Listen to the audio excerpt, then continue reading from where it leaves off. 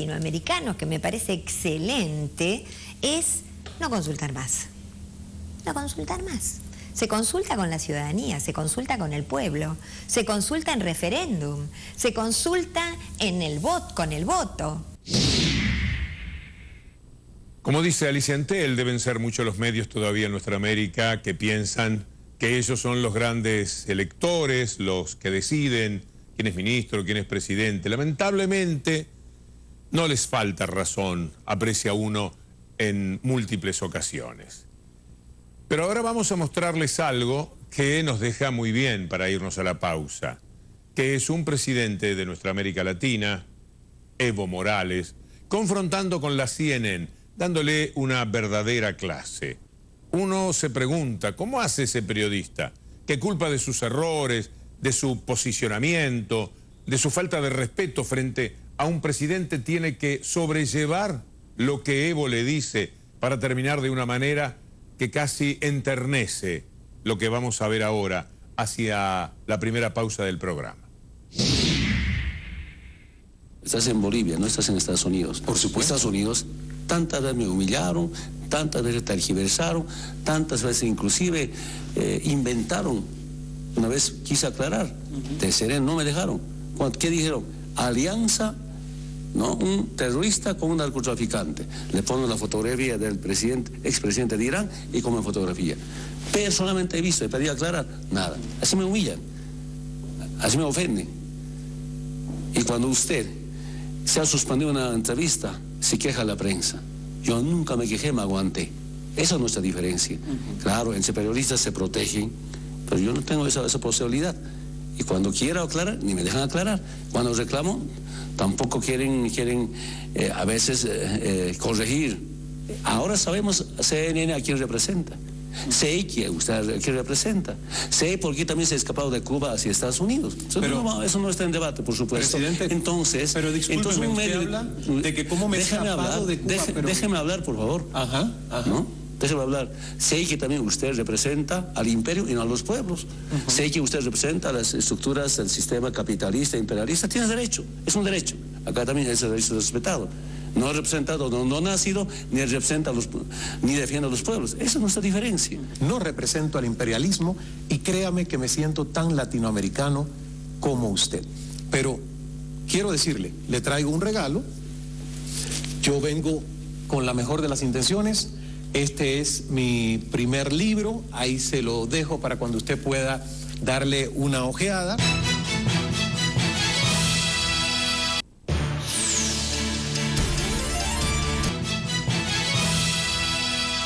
Quiero adelantarles que en Voces de Cambio vamos a tener hacia el final del programa la presencia de una gran periodista y escritora argentina que se llama Sandra Russo. Ya les vamos a contar algo más de ella en el momento en que esté acompañándonos. Pero volvamos a lo que es el eje de nuestro programa de hoy. La CNN, sus ataques a los mandatarios democráticamente elegidos en nuestra América. Si hubieran venido en los tiempos de un Videla o un Pinochet y hubieran tenido esa manera de ser para preguntarles, por supuesto que pensaríamos de ellos de otra manera, pero la falta de consideración la cometen ante presidentes electos por nuestros pueblos.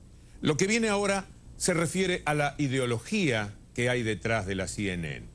Cuando ellos entregan una catarata de ideas y no dejan ni hablar a los representantes de nuestra América, cuando no muy educadamente mencionan la educación que supuestamente falta en nuestros pueblos, o cierran un diálogo después de llenar la pantalla de sus criterios diciendo, señor, buenas noches, y se van a otra cosa. Detrás lo que hay es una poderosa ideología. Y lo que nosotros queremos no es confrontar con la CNN, no es una cuestión de cadena contra cadena. Se trata de ayudarnos a pensar para levantar las defensas y entender qué hay detrás de cada una de las preguntas y posicionamientos que la CNN tiene cuando anda de visita o cuando entrevista desde los Estados Unidos al resto de América Latina. Y de eso nos vamos a ocupar en este tramo. Eso que usted habla de que los americanos llaman accountability funciona muy bien cuando los pueblos son educados, cuando los pueblos tienen la oportunidad de dedicarse a ganarse la vida en lo que les gusta, pero cuando los pueblos no son tan educados, como pasa tristemente en muchos de nuestros países, y llega un líder populista y les llena la barriga, por decirlo de algún modo, pues no hay mucha cabida para que llegue una alerta de un organismo como la OEA o como los expresidentes. Y permítame decirle, como ciudadana también creo que es un desafío muy grande lo que ustedes están tratando de hacer, porque ¿qué puede ser más preventivo que invertir en educar a la gente para que la gente, la población, sea la que, dado el momento, le diga a un líder populista o a un líder que no está haciendo las cosas bien, aquí no lo queremos? Los países que mejor les va en América Latina son aquellas democracias abiertas al mercado, a la competencia y a la inversión extranjera, mientras que algunos de los más atrasados son los que insisten en el neopopulismo, el Estado empresario y los controles de precios y salarios. Yo creo que defienden el clase empresarial, sea de los multinacionales o de cada país, y defienden de una manera bruta y a veces grosera. Argentina is of course a democracy, but President Cristina Fernández de Kirchner has displayed worrying symptoms. Between her and her late husband, the Kirchners have now ruled Argentina for a decade.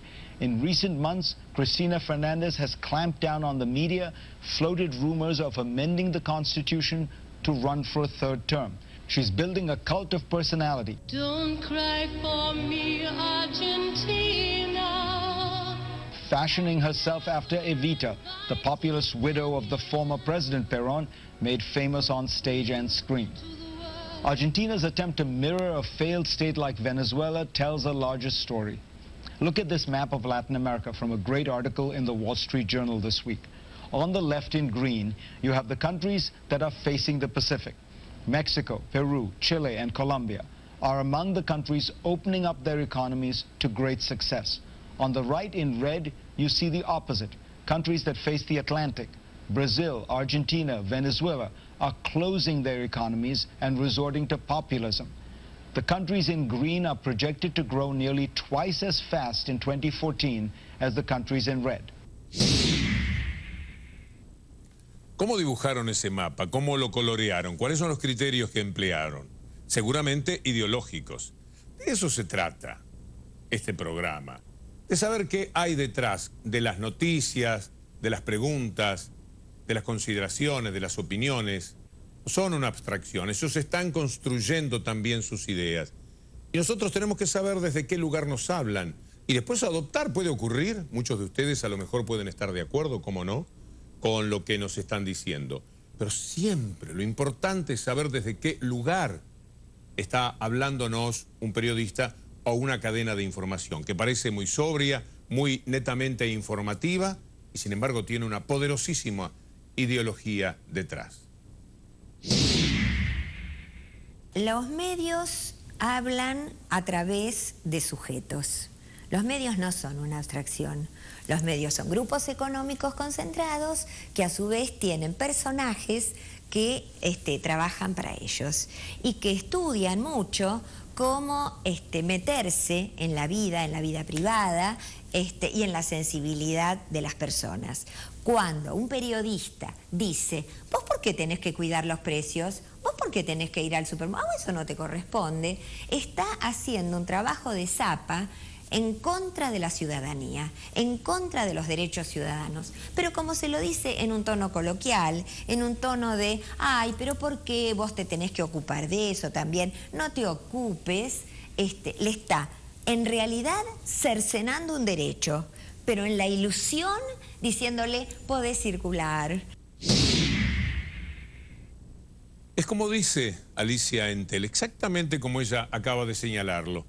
Porque lo que seguramente les ocurre a los periodistas y a la CNN en general es que ellos están embalados en sus criterios, en sus ideas y hasta tratan de decirnos cómo deberíamos hacer las cosas en distintos asuntos políticos y de economía. Ellos tienen la verdad, que es su verdad.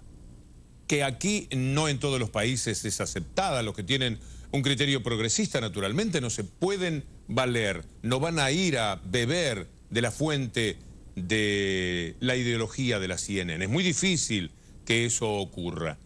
En consecuencia, cuando ellos van embalados con sus puntos de vista y confrontan con personas particularmente preparadas o que inesperadamente recorren caminos que ellos no tenían en su cabeza, no saben ciertamente qué hacer. ¿Por qué el gobierno tiene que presentar estos límites en una democracia en donde yo tengo mi dinero y yo me encargo de mi dinero? ¿Qué lo justifica? ¿Por qué el gobierno tiene que entrar hasta allá? A ver, yo creo que hay momentos en que el bien público y la protección de los intereses globales de la población están por encima de los intereses de un individuo. El gobierno tiene que hacer su tarea y las empresas las suyas, y las empresas no tienen por qué hacer la tarea del gobierno. El gobierno tiene que hacer su parte y las empresas generar empleos, generar negocios, y son dos vías distintas por las que camina, digamos, la prosperidad económica en cualquier país.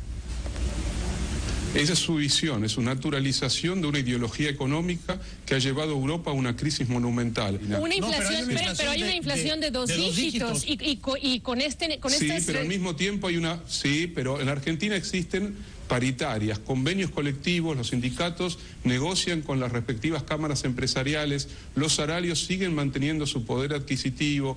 Brevemente, Ricardo, si quieres agregar algo, nos tenemos que ir. Sí. Tengo 20 segundos. No, simplemente para decir que Argentina es un país con una democracia muy activa, con distintos actores sociales, con una plenitud de debate público, y yo estoy seguro que la economía es sólida, la macroeconomía es sólida, hay recursos y reservas como para atravesar un momento de dificultad. Pues esperemos que así sea, sobre todo que los dos dígitos desaparezcan.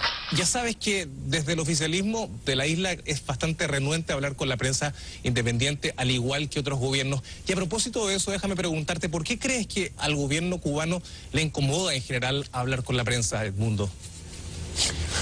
Yo creo que realmente eso no es como tú lo estás planteando. En Cuba hay muchísimas agencias de prensa que están acreditadas, la propia CNN está acreditada en Cuba, y agencias que precisamente no sienten una gran devoción ni un gran amor por la revolución cubana. ¿Por qué no hay medios alternativos? ¿Por qué de alguna manera la opinión distinta está criminalizada? ¿Por qué sucede eso en Cuba? Explícanos, por favor, Edmundo. Yo te invitaría a que fueras a Cuba, José Manuel. En Cuba... Pero conozco Cuba, mi querido Edmundo, y he visto cómo funcionan los CDR, que básicamente controlan mucho lo que sucede en cada cuadra de Cuba. Entonces, la verdad es que es muy difícil, he visto que es muy difícil, y lo he visto en persona, he visto que es muy difícil disentir, tener una voz disidente en Cuba. Mira, José Manuel, mira, los CDR son unos niñitos, unos bebés al lado de la National Agency Security, que nos espía a todos todo el tiempo. Yo creo que hoy en día los CDR, sí es cierto que juegan un papel de prevención, más que todo juegan un papel en el marco de una sociedad más sana dentro de Cuba. Y eso que tú acabas de decir, que en Cuba se criminaliza el pensamiento, que no hay espacios alternativos para disentir, eso es falso. Dentro de la propia revolución hay grandes espacios para disentir, se ven esas posiciones diferentes, la gente dice lo que le da la gana. Ahora, si tú me preguntas por qué la revolución y sus medios estatales no le dan espacio a quienes funcionan a partir de una agenda dictada por una potencia extranjera como Estados Unidos, financiados por Estados Unidos, con las pruebas de partidas de dinero de USAID para pagarle, y dicho por los propios embajadores americanos, ningún país que respete su soberanía y su derecho a la no injerencia en los asuntos internos le va a dar espacio público a esas personas. Edmundo García. Son personas totalmente ficticias. Y después está la arrogancia, naturalmente, que no necesita ser comentada porque se define por sí misma. Así que vamos a hacer una pausa y luego hablaremos de la mentira, porque algo que